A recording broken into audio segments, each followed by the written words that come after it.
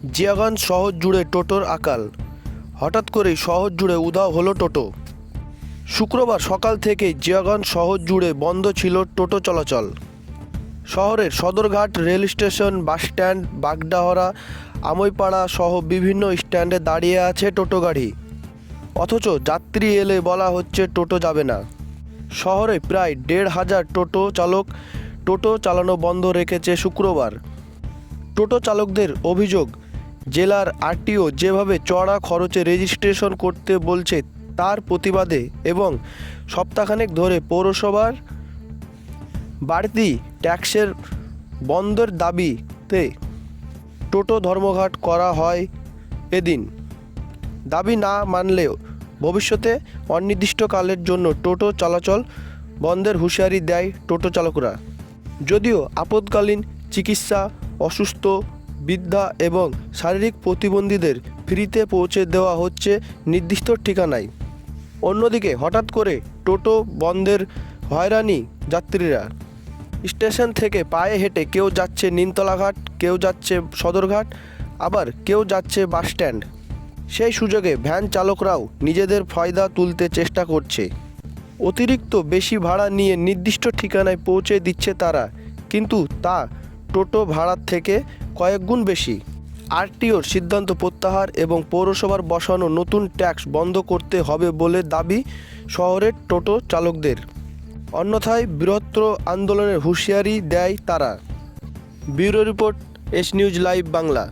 আজকে আমাদের টোটো নিয়ে যে আরটিও সাহেব যে নিয়ম করেছে যে 10 বছরের ট্যাক্স দিয়ে টোটো চালাতে, এই ট্যাক্স আমরা দিতে পারবো না। এই নিয়ম যাতে পরিবর্তন হয়, ওই জন্য আমরা টোটো স্ট্রাইক আজকে জিয়াগঞ্জ শহরে করেছি। গোটা জিয়াগঞ্জ শহরে কোনো টোটোওয়ালা আজকে টোটো চালাচ্ছে না, তারা এই বন্ধকে সমর্থন করেছে। আরো অনেক কারণ আছে, যেরকম পুরোনো টোটোগুলোকে বলা হচ্ছে যে এই টোটোগুলোকে চলতে দেওয়া হবে না। তাহলে এই গরিব মানুষগুলো কোথায় যাবে, কি খাবে? আমাদের তো সামর্থ্য নেই যে আমরা নতুন গাড়ি করে লোন নেওয়া আছে, আমরা কোথায় পাবো এত টাকা? 1.5 লাখ টাকা দিয়ে গাড়ি কেনা আমাদের মতন গরিব মানুষদের পক্ষে সম্ভব না। আপনারা কি চাইছেন তাহলে? আমরা চাইছি যে এই আইন পরিবর্তন করুক আর আমাদের পুরনো টোটো যেমন চলছিল তেমন চলতে দেওয়া হোক। জিয়াগঞ্জে আপনারা কি স্ট্রাইকটা আজকে করছেন নাকি আরো করবেন? আজকে থেকে শুরু হলো। যদি এই আইন পরিবর্তন না হয় আমরা অনির্দিষ্টকালের জন্য এটা করবো, আর আগামী দিনে আমরা বৃহত্তর আন্দোলনে নামবো। আপনার নাম? আমার নাম সন্তু দাস।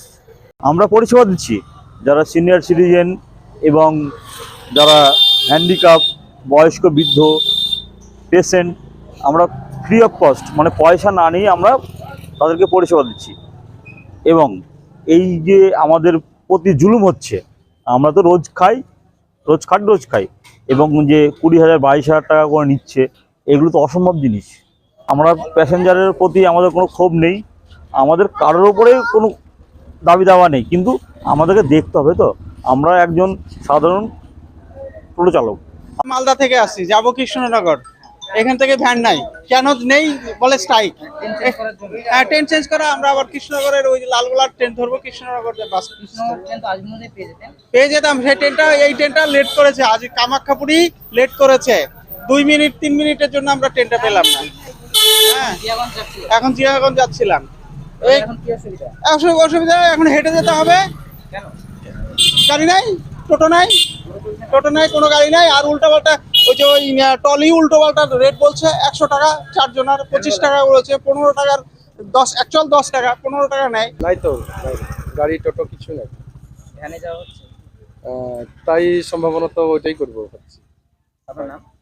তোজাম্মেল হক। অসুবিধায় পড়ছেন তাহলে? হ্যাঁ, অসুবিধাই তো, এখন গাড়ি ঘোড়া নাই তো অসুবিধা তো পড়ার কথা। হ্যাঁ, কি মনে হচ্ছে, যাত্রীদের নিয়ে যাচ্ছেন? ও বলছে যে ভালো হয়েছে, তাই বলছে। আচ্ছা, আপনাদের জন্য ভালো। এই হচ্ছে কথাটা। কি কারণে বন্ধ করেছে ওরা? বলছে কি কারণ সেটা আমি বলতে পারবো না।